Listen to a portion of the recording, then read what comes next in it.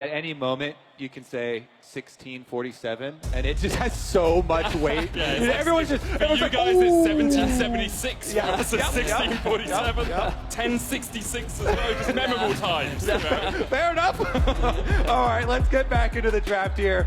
No surprise, G2 again sticking with those T1 bans. Those seem to work out quite nicely. The Gragas by Rakan taken off the board. The Raven, Olaf, and Maokai now banned away from Mad Lions. This does mean the Nautilus up, and without hesitation, G2 quick to lock that one in. See, it is so rough because I completely agree with how powerful Maokai is. And so they do slot in the Maokai ban on this side, but then you're like, wait, they're leaving up both those really big champions that just destroyed us in the previous one. Anyways, it will open up at least the K'Sante pick here. Yeah, it was Mad that banned K'Sante in game 1. Here they can lock it in. Has been predominantly chasey. 19 games on it so far in 2023. Yeah, expectations are that it will be going into the top lane. This does give Broken Blade the opportunity to pick some counter. If they want to be safe, they could just go for something like the Gnar, but they don't need to lock that in just yet. Ooh, Kazi locking in the Aphelios. Now, Kazi doesn't have a great record on Aphelios. His all-time performance has not been the strongest. I forget exactly what his win rate is on the champion, but you really don't associate this man with this champion. Yes, throw down the Cassiopeia. Definitely one of the highest DPS mages that you can run in the current meta. There's so many mages right now where the meta is all Ahri and Lissandra and you know, and these other things. So Cassiopeia comes in. It might also be a top lane Cassio. It is flexible, yes, G2 is a team that's no stranger to flexing these picks. I mean, we just had the flavor text of the Yasuo pick but there. I wouldn't be surprised if they want that into K'Sante specifically, so they're prepared to bring that into the mid lane matchup in the event that Mad want to play it in mid, or it might even be a deterrent. They're saying, we don't want you to play the K'Sante mid lane. You'd have to go into a Cassio if you then did that. I mean, the miasma is so good against a champion that has 5 billion dashes. Definitely think that's a wise choice. Works out quite well. And Braum locked in finally for Mad Lions. Obviously a counter to the Nautilus, but that Naut could still, as we said, go towards the mid lane with the Cassio moving up towards top. Thresh banned away. You see Mad respecting the fact that there is still this flexibility from G2. Curious as to what direction they'll go.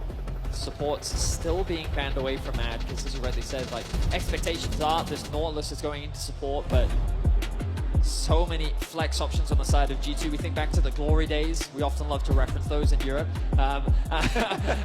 This was when G2 was at their peak, was when they had so many flex picks you could never really tell where things were going. Right now in the meta, it feels like there are a lot of very powerful flex picks, and teams are not afraid to take advantage of that. As Mad, I wouldn't be surprised if they continue to ban away supports, but they might ban away something like the Gnar, maybe even a Gwen if they're worried about a top lane champion, depending on where they want to put this. The Cannon is another one. And I mean, if I'm G2 looking at Mad, I'm trying to ban away stuff that puts threat on these low mobility carries, because Jinx and Cassio, I love these champions. They're super high DPS, super high possibility of carrying these team fights, but neither of them has their own dashes. So they need other champions to peel for them. They need the team to play around them.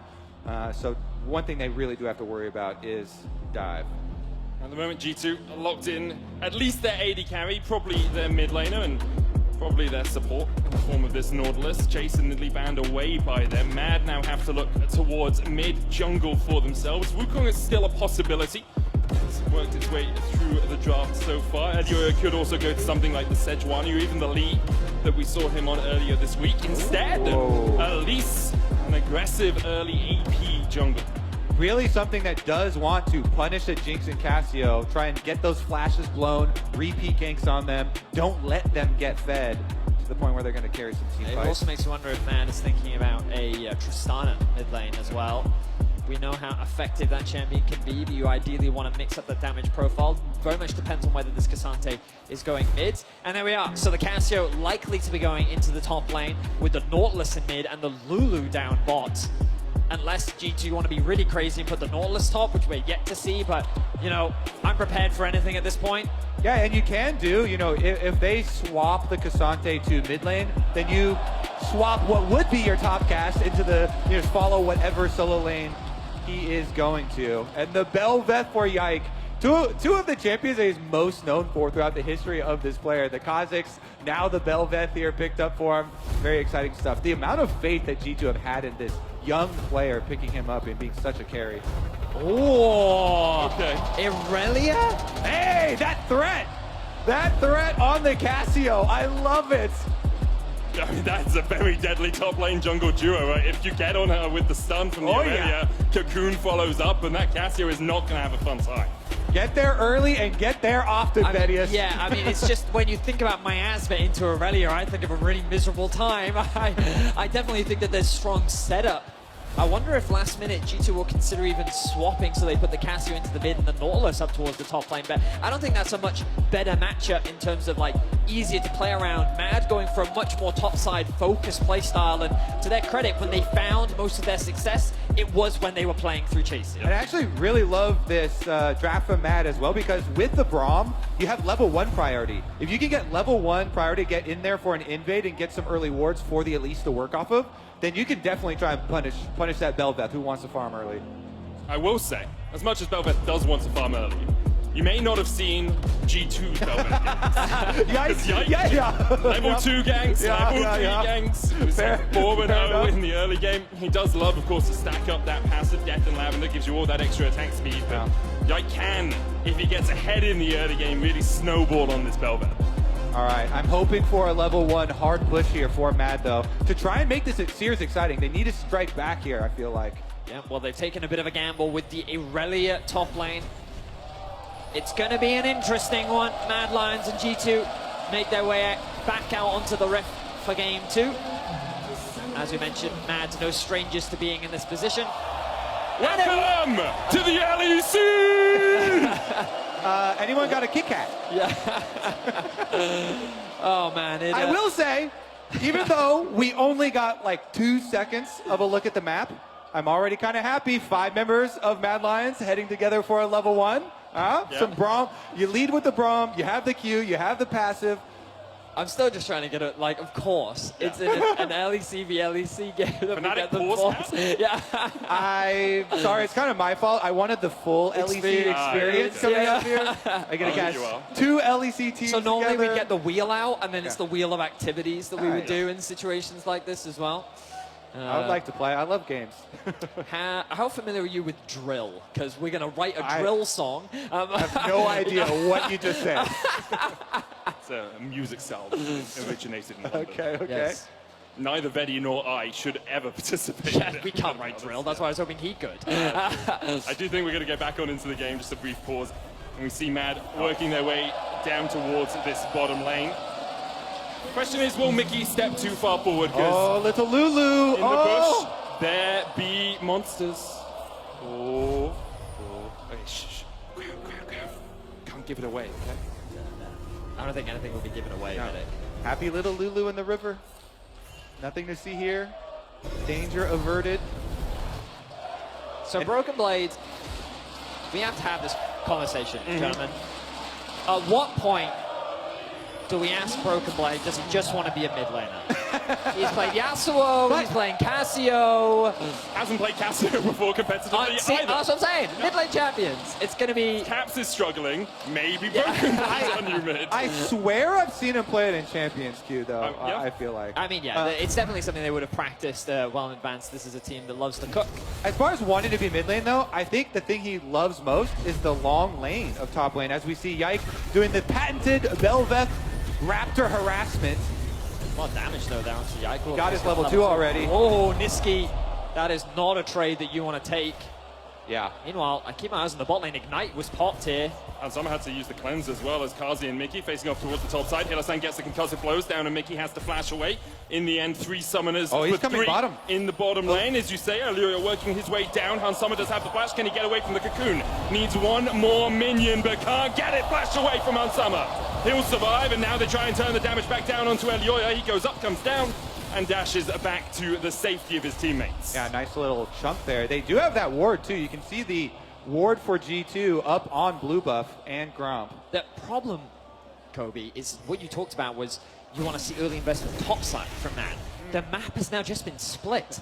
Like, you now have Were we just Bel'Veth- looking at the bottom side of that? Yeah, because Bel'Veth has done a full clear topside, level 3, and this Irelia is now left isolated. And like, sure, the idea, Irelia plus Elise, very lethal combo, but when isolated, the Cassio just bullies that matchup to no end. Exactly. I love that point because it also relies so much on jungle pressure. Otherwise, the Cassio just gets to bully you with that range advantage, constantly poisoning you, constantly harassing you, as we watch our wet noodle fight. Is that what you guys are calling this? These tank a bit of battles? handbags between these two guys. Caps was able to get a sizable CS lead because Nisqy was forced so low at the level 1, so as the wave crashes in, Caps should be able to open that up once again. Will be about 5 or 6 depending on how many minions he farms underneath this tower. Yeah. But every solo queue jungler is used to when you're playing against a Bel'Veth or a Kayn, you know, anything that can annihilate your Raptors that quickly. He's got a flash, right? He's got a flash across the wall, flashes into the bush. Chasey doesn't want to chase any further, doesn't know. They're mid halfway roam here. I love this when Nisqy's actually hiding in the brush. Oh, they found him. Caps does go and find him. So it is just going to be the red buff steal here. Nice roam from Nisqy. Means that the split map will work out in favor of Mad. Chasey playing very well in the top lane 1v1. You know, we talk about how, in terms of the harass, very advantageous for the Cassio, but if Irelia against any mage is able to get that fully stacked passive and can just free hit onto you, there are very few champions in the game. Especially, like, that's why often Irelia was considered so good into things like the Orianna and the traditional mages, because of how easily she could stick onto you. I want to see if Yike goes for second Raptor spawn. Since he started on Raptors, he can push out mid. TP goes in, Pathmaker used by Nisqy, has that Q3 as well, looking for the knockup. Yike's going to dash away, flash forward on the Caps, the stun with the cocoon, and Elioya draws first blood. Great trap here from Mad. They know what G2's plan is. Yike has the timer on second Raptor spawn, so he goes mid.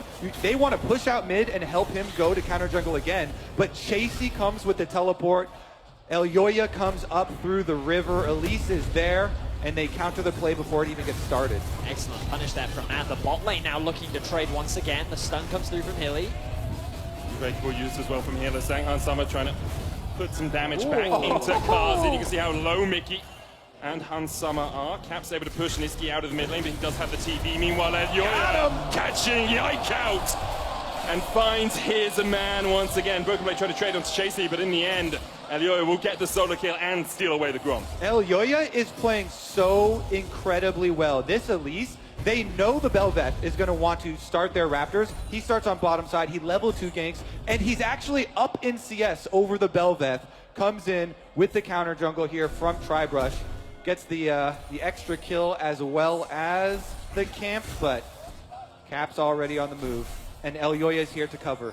Elioya will spot him as he comes around the corner. There's a control wood and Tribush as well that will keep eyes on Caps. As Broken Blade and Caps were looking for something, with Chasey being underneath his tower, but Elioya's protection will make it very easy for Chasey to farm up this wave. Yeah, he's just been so active on the map here, influencing each matchup. And with his early upgraded sword shoes off those kills. All out doesn't take him across the wall, which means Caps does still have the flash and can use the dredge line, but knocked back with the Q3. Caps splashes under the tower, can't quite get the damage down. Nisqy looks for more and will take him out above and below. From Yike with the flash forward will find his mark, and because it blows one stack on him, and Yike will just dash back away. Wow, good punish overall from Mads, but the execution slipping a little bit mees that a lot has to be invested from Nisqy to be able to get that kill. Gonna get 6? Down, threat of a dive. That's 6. Cocoon wide, petrifying gaze, finds them both! And Broken Blade just stares into their eyes and takes the 1v2. Kazi trading on the bottom lane, the zap comes out, but in the end, Mickey and Hansama will just back away. Yeah, more like broken ankles. He dodges the cocoon, hits the ultimate, and puts Elioya in the dirt. Does mean as well G2 with Elise showing top side. Since their top laner 2v1s, they know they have pressure. Matt gonna try and react to this. Mickey already so low. Pathmaker's gonna lock him up for the moment. One more order would be enough to stun the concussive blows. He flashes away. Kazi has blue and white, and he is ready for this battle in the river. They'll get one more. The dragon secured. Yike trying to dash away, but he can't get his enhanced form in time. Mad take 2, although they do lose the dragon. Mad though, they're playing incredibly aggressive in the early game. They know that they're so much stronger, largely thanks to this Elise, and they're more than happy to take these skirmishes, really showcasing the power of the Cassante in the mid lane. Yeah, actually, Mad are like, you know what? It's fine. We got 2v2 or 2v1 outplayed on top side, our elite side. It's okay. We get 2 kills on our Aphelios, and now they've got a 2v1 at the tower. Everybody's coming. Yikes, still not level 6 either, so couldn't even got the true form from that dragon. Doesn't have it for this fight. Hansama cleanses away, but he's dead before any reinforcements can arrive. The Mad Lions are eating well tonight, and they're going to repeat. Annihilate the wave. Yeah, G2 have no defenses here. Caps has no teleport. He's walking. Mickey has no flash, no dash, no way out. As Hillesang trading onto Yike up towards the top side. Yike trying to dash around, an endless banquet perhaps for him, but he's stunned up, locked up. Kazi flashes away from the tower range to make sure that he wasn't the next to meet his maker. And it's 4-0 on Kazi. Wow, Kazi is popping off right now as Niski's presence on the map is monumental. This Cassante pick is just doing so much work in the fights, in the skirmishes, and in these dives that G2 are very quickly falling apart. Broken Blades in all chat right now. Guys, what's going on? Mad Lions are destroying G2 on the bottom side of the map, despite Broken Blade on this flex Cassio. I mean, we saw it in game 1 as well. Niski just finding better roam timers than Caps, and really on the Jace being able to unlock more options from that lane, but it didn't really convert into the team fights later on. This time, though, Kazi being in such a commanding position on the Aphelios, and this Lulu so squishy in the early game. Hillesang not afraid to get into the fight, and it's very easy with these early power picks for Mad to really dominate. And credit to Niski and Elioa for this early game. Both of them have been involved in 7 of their team's 8 kills, and it's their synergy that is paying off dividends here for Mad. G2 3,000 gold behind now, and you look at it, Yikes had a really poor early game, Caps has had a really poor early game, Hansama is only just ticked over to level 6, and he hasn't got any kills in the bot lane either. You are really looking at Broken Blades, the one guy that has any gold on this team. Look again, Niski on the roam down. Caps very early in his transition from mid to bot, but Mad are threatening the dive.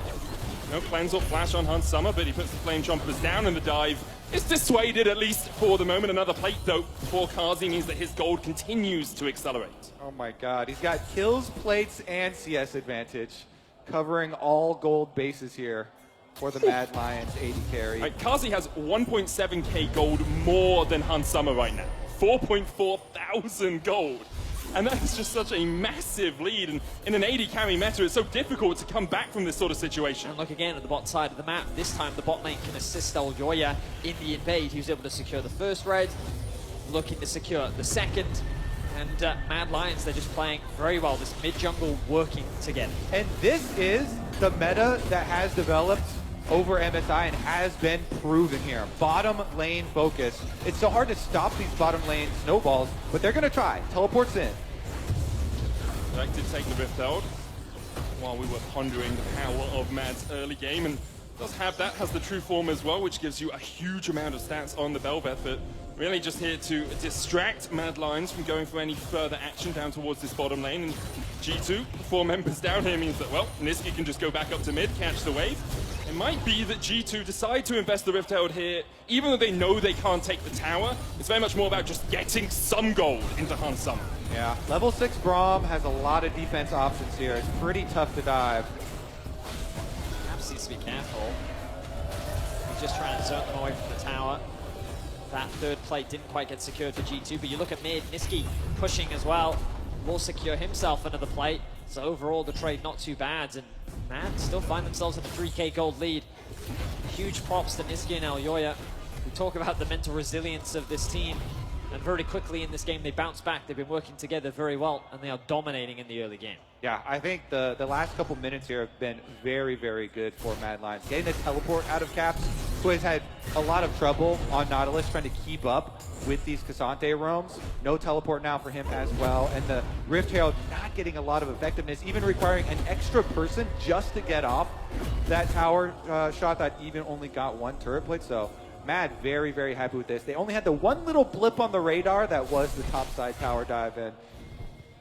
Now they're looking to correct it, and they're bringing Cassante too, but it looks like Niski did pass through a little bit of vision here, so maybe Yike Chasey can. threw the ultimate out. Chasey. Yeah, Chasey's just losing to 1v1. He went in on his lonesome, trying to dash around with a blade surge. Broken Blade still very healthy. Chasey tanks the tower, and Broken Blade takes him out in the 1v1. Yeah, I think we can all agree with Broken Blade there. Broken Blade's actually kind of 1v9 right now. The emote is for him and the rest of his team. Well, I'm very surprised that Chasey's play there. He committed the E early, so that had to be forced on cooldown, which meant that there wasn't any kind of follow-up or even setup with the dive before the Elise is dead. Then he throws out the ultimate trying to force a 1v1, and then he ends up just getting solo killed. And while the fancy feed didn't look cool, he just handed another kill over to this Casio. Yeah, I'm looking at the minimap. Oh, look at the rotations coming through here. You're just like, what is Aurelia doing? Yeah. Well, I guess that's not a play. Dragon now up, though. We'll have a look back at this, and again, you look at the minimap, and I guess he's trying to force the wave underneath the tower. Honestly, Broken Blade is saying like, well, I'm just going to keep this wave as far away from you as possible, or from the tower as possible, and then ends up losing his life. Honestly, I think it's just really good from Broken Blade. Yeah, because Chasey there, okay, maybe he's a little bit like a micro unit, a little bit up, and needs to wait for the rest of the dive to get there. But that was just a really good play from Broken Blade. Jumps on him. We mentioned the miasma from Champ Select, the power there, even with the back step on the ultimate. See, Mad Lion starting up the Dragon here. G2 did get the first of the game, and it looks like they will forfeit this one. Super Mega Death Rocket blocked by Niski. But yeah, I just want to give more credit to Broken Blade, as you say, Kobe. It's very easy to stand back and defend your tower in that situation, and what Broken Blade did was step forward, make sure the wave couldn't quite get in, and keep Chasey having to try and overstep a little bit to get that wave underneath the turret. But for the moment, he is the smallest of shining lights here for G2. 2-0-0 on the Casio. First item complete. Seraph's on its way. You can see about 1,000 gold in the lead, but the chasm in the bot lane continues to be pretty big, as Kazi is 1.6k ahead. Oh, sorry, 2k ahead. The mid game is something that both of these teams have had questions thrown towards as a result of this tournament. And Mad Lions have found themselves with a lead like this before, and they were not quite able to close it out. So what we need to see now is clean, patient play from Mad. They obviously want to keep accelerating the pace of the game, but when you have an Aphelios and a Cassante, your scaling doesn't fall off. It's only going to continue to get stronger. Of course, when you kind of look at these fights, though, you can imagine that with a Nautilus, with a Lulu, with a Casio, it's going to be harder to play around and execute in the traditional front attack. And as much as I agree with you, Betty, the time that Mad Lions were in this position and lost was against a slightly tougher opponent. As we look for Kazi, he gets Caps in at the mid lane. Caps 0-4, and his woes continue as Mad are able to pounce and find their prey. Hillisang puts up the Unbreakable. Chasey trading with Broken Blade, dodges away from the Petrifying Gaze. Broken Blade tanks up a couple of tower shots. Chasey down to half HP, but should be able to just clear out this wave. Elioya on his way down to protect his top laner, as is Yike for Broken Blade. Funniest thing about that tower dive is Karzi is the same level as Caps. Just blows him up there with the giant gold lead as well. Broken Blade, though, has Yike behind him. You can see the protection being added here. Chasey going forward, TP used as Cap's going to join the party, and now Elioya is caught in the midst of G2. Repels away, they're tanking the tower, and they'll get another 2 for naught in the bot lane. Hillisang looking to see perhaps if he can get some small semblance of mercy out of this. And Summer locked up, cleanses, has the blast cone to escape, and doesn't even use it to go towards the bottom side. Broken Blade diff is actually going to be the win con here for G2. Mad Lions, with the commitment of G2 to back up Broken Blade on the bottom side, will at least get a tower in payment. But that's what I do right now as well on G2. Everybody just go to Broken Blade. He is the one massively carrying. He's got the OP double item power spike here with the rod plus the Seraphs transformed on Casio. Broken Blade is your god now, G2. Pray to him. Of course. But Mad, Kazi is still having an incredible game. But let's look back at this play as Yike finds himself in a great position. Broken Blade, of course, knows he can play this aggressive with the TP coming in. Mickey on his way down as well. A very quick initial pick onto Chasey. Eldoria is forced to run away, but he gets chain CC'd by the Nautilus. Caps tanks up the tower and is able to walk away to safety. But Kazi and Hillisang did find a pick as well. They forced all of the summoner spells out from Hard Summer. And Kazi, no summons himself, could prove fatal in upcoming fights. I have to see is G2 are investing a lot of time up towards the top lane. This is going to have to flash away that miasma. We mentioned it in draft, starting to do work against the Mad Lions. So hard to dodge in and out of a fight if you are just locked down, rooted up in the bot lane. Chasey will be able to take a tower. Kazi's pushing mid, but the tier 1 there has already fallen, and G2 will answer with a tier 1 in the top lane of their own. Rift Tower being put down as Yike clears away these minions. Remember, those Remora will spawn for him, buffing up the push here for G2. Kazi trying to work his way around, but has to go all the way through the back of his own jungle to make sure that he's not caught out by G2 on the rotation. The charge comes out from the Rift Herald. Kazi will join up with the rest of his team. Yike stunned up for a second. Niski going in with a Q3, locks up Mickey. Glacial Fisher used as well. The death charge going to come out, but already Yike has gone down, as has Mickey. And now Kazi really gets the opportunity to shine. A double. And a double for Elioya and Niski. Oh, Mad Lions say, guess what? Your god is not here. There's no Broken Blade, G2, and they wipe them off the map. A big overstep there from G2, and Mad realize it, and without any hesitation force the fight. Mickey gets melted right off the bat with a really good ultimate from Hylissang, and Kazi just being left untouched in these fights with the Infinity Edge completed now as well. You can't afford to underestimate this team, and let's look back at this engage. Oh, actually Niski to start us off. I thought it was the Hilly ultimate.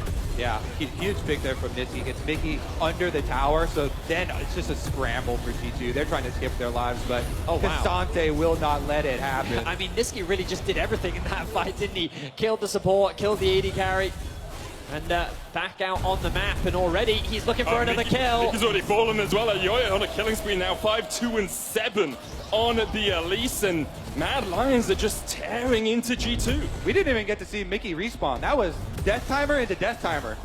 It's the life of a support Lulu in games like this.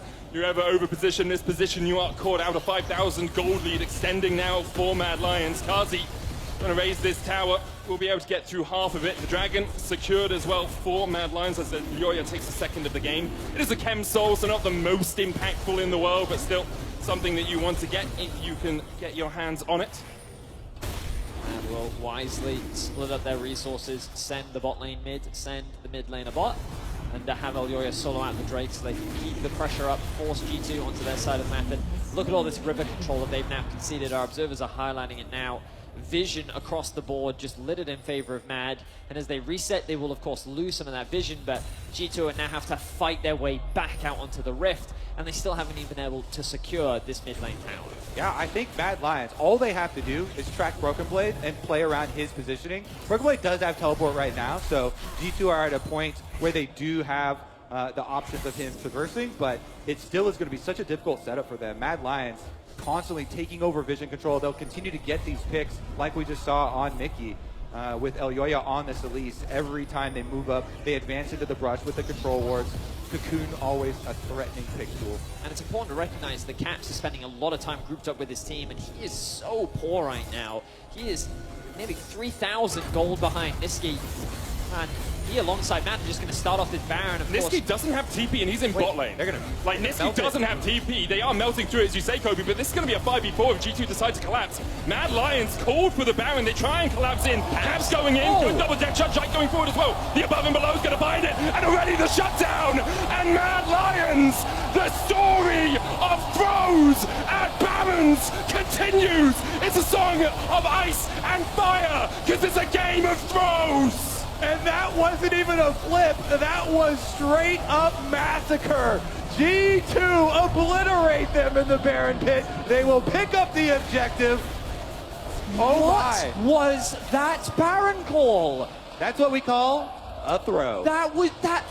It made no, like if Niski was there, I completely understood it. Force the TP out, turn and fight, you know you're stronger. But Niski isn't there. You can't force that Baron. The gold has very quickly closed, and so many of the advantages that Mad had built for themselves are quickly disappearing. With Caps just able to blast cone his way onto the backline here. What an engage from Caps though. Like, I thought that this was really into the start, but he gets a three-person knocker. Yike then follows it up with another three-man knocker, but then Broken Blade with the execution onto the Aphelios, and then you see the Cassante in mid. Like, that force was such a poor decision from Mad, and G2... They're laughing because... he can't even look, he turned away. I'm not even mad, I'm disappointed. Yeah, in Matt, these guys right they pinned themselves, 4-person separated from Niski inside the Baron pit. I also like Little shout out to Yike's positioning. On the Velvet, he walked up into the river, dashed back to try and draw them out so that the range of the blast cone jump from Caps would actually get him in the middle. It's a little bit of a setup there, and now it's G2 marching towards towers. And the issue when you play into a Belveth is you get all of these Void Remora to help you with this Baron push. They get buffed. And you can see Yike just standing on the sidelines as those minions die. They're looking for Hillesang, they're going to lock him down. Hansama low, down to half HP. Hillesang trying to frontline, and now the re-engage from Mad Lions. They isolate one. They kill off the god. Mad Lions, they are the kings of Europe, and they don't care about your gods as G2 start to retreat. Mad Lions looking for the chase a little bit more, though, as Caps has backed away in the mid lane. Does have the TP if Mad Lions overstep. So now G2 find themselves in a 4v5, and it really is a hilarious situation where G2 top lane tried to force a 4v5 die, Mad force a Baron, 4v5 die, G2 push the bot lane, 4v5 die. Like, I feel like that numbers are quite important in League of Legends, gentlemen. Oh, Europe's making a name for itself here at MSI. It's just not a very good one. Bit of a reputation for seeing how well the enemy team can catch. Mad Lions able to take a tier 2 in the bottom lane. They have about a 4,000 gold lead, and it is still a lot of weight on Broken Blade's shoulders for G2. 5-1 with 3 items on the Casio. The back comes out, and it looks like in the end all of Mad Lions should be able to extricate themselves from this situation. But Aloria looks for more, and Mickey is sent packing back to the fountain. He goes, the Yike can get across this wall, looking for Hillesang, double TP, invested by Mad Lions. They want to take the fight, and it could be the fight that wins them the game. Aloria low, shut down by Yike, and now that Belvet really gets an opportunity to dance around the battle. Oh, comes out from Caps, Chasey low, Broken Blade, full HP, full mana. The Bedfine Gaze finds one stun, and Snisky, who's locked up, Caps able to flash away. Yike gets another. He begins to bloom. He begins to blossom. But the red gunfight from Kazi could be enough. Broken Blade will sink his fangs in. Nisky now in a 1v2, the all out. Well, it's all for naught. You have to feel as Caps as summer flashes. And in the end, it is a 5-3 in favor of G2. And again, it is Broken Blade that will be the victor, the rich man on the Rift. Let's take a look at how it started, though, because it was the same. Cocoon pick onto Mickey. Now you see him, now you don't. Yeah, I mean, like, the pick is promising initially for Mad, and then they're saying, hey, we can go forward, but again, other members have gone back to base. The TPs then come through, and they're saying, no, we can actually join this, we have the numbers advantage, but that initial pick onto Alyoya unlocks Yike to start doing unbelievable damage. A good miasma will come out from Broken Blade here that separates the front from the back, and you can see how much harder it is for Kazi as he gets chain CC by the Nautilus as well. That allows him to burn down Chasey. And then with the ultimate pop from Yike, he gets the damage down to secure that kill onto Hillesang. You think that with Kazi alive, it's enough to turn the fight, but Broken Blade saying, I'm a level 16 Snake Lady and I bite real hard. He does indeed. Nisky saying, I'm going to flash. All right, doesn't even have to flash for it. Jumps right towards him. Finishes off the AD carry at least. What a chaotic game. Back and forth. We reset, we return to the map. A 2K is the goal difference. Kazi on the Aphelios is very strong, but he is 3 whole levels behind Broken Blade, who has his 4th item completed. I actually love the Stone Plate as well, because he knows he actually has to 1v9 in this scenario. Helps him out with a little bit of extra defenses. And we've seen if he does have the opportunity to stand behind his front line, stand behind Caps, Broken Blade just melts anyone on Mad Lions. A veritable Medusa there for G2. And he melted the objective as well. So during that very, very long replay, they picked up the extra dragon. G2 then evening up dragon count here with Mad Lions. Although Mad Lions still with a small gold lead for themselves. Should we take a breather? We reset. 26 minutes in. Well, right now, there's a lot of fight over the mid lane, which really, mainly for the Baron spawning in about 20 seconds. The concern right now for Mad Lions is how quickly G2 can do that objective. Remember that Broken Blade and Yike together could just do the Baron. I'm sure that if Kazi and Alyoya could get onto the objective, that duo could also do it, but right now, it's G2 who's in control. Will this be another Baron throw, or will this be the decider of this game? Hook wide, G2 not started up the Baron yet. It's all on the edge of the precipice. You have to feel Yike dashing away. Doesn't have that true form. Needs Baron to get it back once again. Mad Lions get mid prio. Exactly, Medic. They're the ones that have that push, forcing G2 to concede the river to catch this wave. And this means that Mad will gain access into the river. Now their positioning is stronger. The question is, will they start this objective up? Of course, G2 don't have full information right now. Will they face check? Now they have information. The Trinket will spot out the Mad haven't started it. So now this should in theory be G2's turn to get control over the mid wave and gain access into the river, and the ebb and flow of that river control continues. Who face checks whom? That's the question that has to emerge as Cap stunned up, looks for the hook, can't quite land it. Pathmaker out with the root onto Niski now as he dashes back into the bush. No vision there for G2.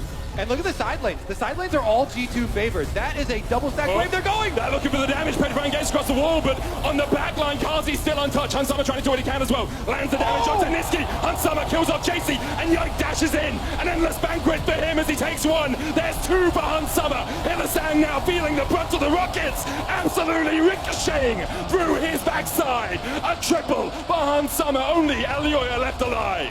Mad Lions are torn apart by G2. The front to back was just too strong, and the game was given away. A single Baron was all it took, but that was all G2 needed to go 2-0 up in this series. G2 complete the comeback here in game number 2. They bring it home. Honor Broken Blade. And with that win, it's G2 and O against Mad Lions. Broken Blade has to be happy with a performance like that. Absolute domination from the top side. The rest of the map was collapsing. The mid jungle was being dominated by Elioya and Niski. The bot lane trades were constantly going in the favor of Kazi and Hilly, and you felt like that this game was unlosable for Mad in the way that it was going. But Broken Blade, the shining light, and the second that Baron was started, that was all G2 needed to tear Mad apart. Oh man, that play, that was a rough Baron throw there. That didn't even get to the level of some of the other Baron throws we've had that were flips. that was just a straight up massacre there. But Broken Blade, that's why they call him the top bomber. He's got that top lane mental. He's seen it before. Whole team inting doesn't matter. He's on this massively scaling DPS threat, the Cassiopeia. Then G2 realize it, and they funnel all in behind him on the bottom side to try and make some consecutive plays off of him.